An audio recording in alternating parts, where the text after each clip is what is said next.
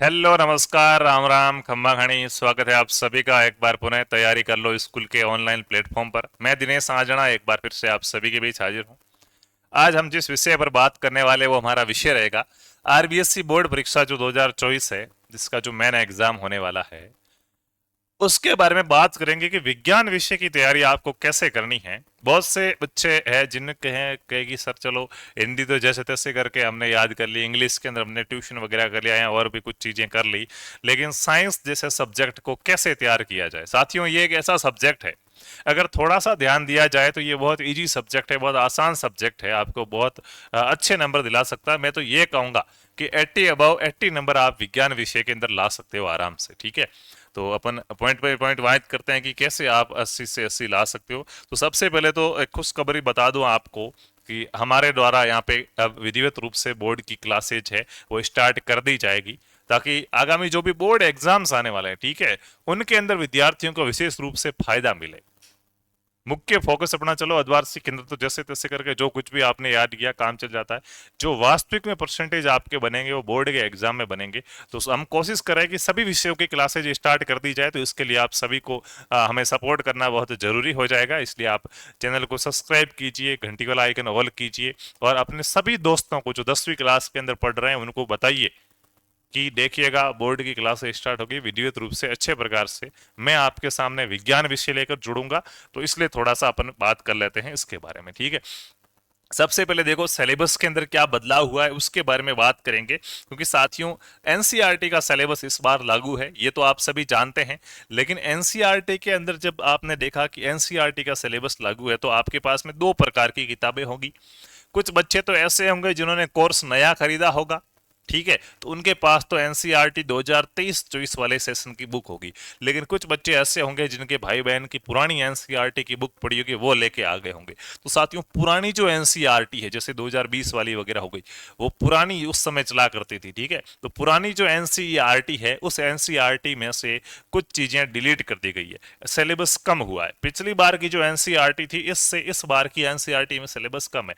किताब देखने में एक जैसी है, अंदर पार्ट भी एक जैसे, लेकिन कुछ पार्ट हटा दिए गए हैं। ठीक है, जैसे आपके पास नई किताब है तो मैं यहाँ पे जैसे टॉपिक बता रहा हूँ वैसे ही आपके पार्ट वगैरह मिलेंगे, आप अनुक्रमणी का खोल लीजिएगा।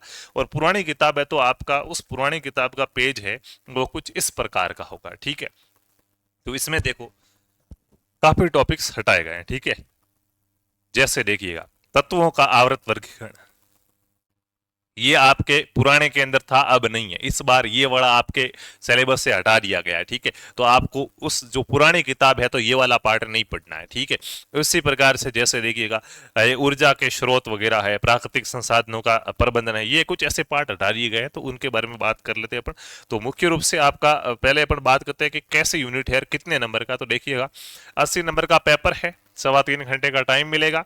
पहला देखिएगा पहले यूनिट के अंदर साथियों आपके 4 पार्ट दे रखे हैं। ठीक है, ये जो फर्स्ट यूनिट के अंदर आएंगे ये 4 पार्ट दे रखे हैं, जिसमें पहला पार्ट आपका है रासायनिक अभिक्रिया एवं समीकरण, जिसमें साथियों आपको रासायनिक समीकरण क्या होता है, इनके प्रकार क्या है और दैनिक जीवन में जो भी अभिक्रिया उनके क्या प्रभाव पड़ते हैं। 6 नंबर का आपका पार्ट है, बहुत ही इजी पार्ट है, समीकरण को संतुलित करना वगैरह ऐसा पूछा जाता है, बहुत ही आसान पार्ट है। ठीक है, दूसरा पार्ट है अम्ल क्षार व लवण, ये साथियों 7 नंबर का पार्ट है, बहुत अच्छे नंबर दिलाने वाला आपका पार्ट है।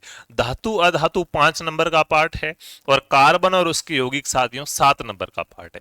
उसके बाद दूसरी यूनिट के अंदर जैव प्रक्रम करके आता है, जो हमारा पोषण है, ठीक है, पाचन तंत्र है, श्वसन तंत्र है, उत्सर्जन तंत्र है, यहां से पूछा जाएगा। 8 नंबर का बहुत बड़ा पार्ट है। ठीक है, यहाँ पे आपसे पूछ ले पाचन तंत्र का नामांकित चित्र वित्र बनाओ, तो ये आपको बहुत सारे नंबर देखे जाता है। देखो इनमें से भी कौन कौन से क्या क्या प्रश्न काफी बार पूछे गए, क्या पिछले पेपर आते थे, पुराने जो पेपर है उनसे प्रश्न रिपीट होते कि नहीं होते, तमाम चीजों पर बात करेंगे। विज्ञान विषय के अंदर नंबर आपके फुल आने की गारंटी मेरी रहेगी। ठीक है, उसके बाद ये नियंत्रण व समन्वय 6 नंबर का आपका पार्ट रहेगा। ठीक है, जीवों में जनन है वो 7 नंबर का पार्ट है। अनुवांशिकता साथियों 4 नंबर का पार्ट है, बहुत इजी पार्ट है, बहुत आसान पार्ट है। ठीक है, प्रकाश का परावर्तन और अपवर्तन है, इनके साथियों नियम वगैरह फिजिक्स का पार्ट है, काफी अच्छा पार्ट है, लेकिन बच्चा थोड़ा सा इससे डरता है क्योंकि इसमें साथियों दर्पण लेंस वगैरह वो बनने वाले, प्रतिबिंब कौन सा प्रतिबिंब कहाँ बनेगा, वस्तु को कहाँ रखा गया, ये चीजें देख के वो थोड़ा सा डर जाता है।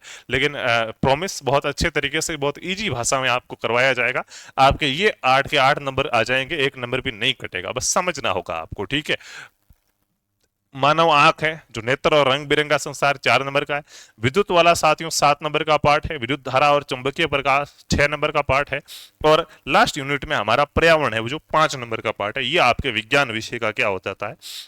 अब देखो इसमें से रासायनिक अभिक्रियाएं केमिस्ट्री का पार्ट है। ये जो आगे वाले चारों पार्ट है, ये चारों पार्ट किसके हैं, केमिस्ट्री के हैं, ठीक है। यानी कि आपका जो साइंस है साथियों, मैं आपको बता दूं, साइंस को भी 3 भागों के अंदर बांटा जाएगा। एक साथियों बायोलॉजी होती है, जीव विज्ञान, एक होती है फिजिक्स भौतिक विज्ञान, और एक होती है केमिस्ट्री रसायन विज्ञान।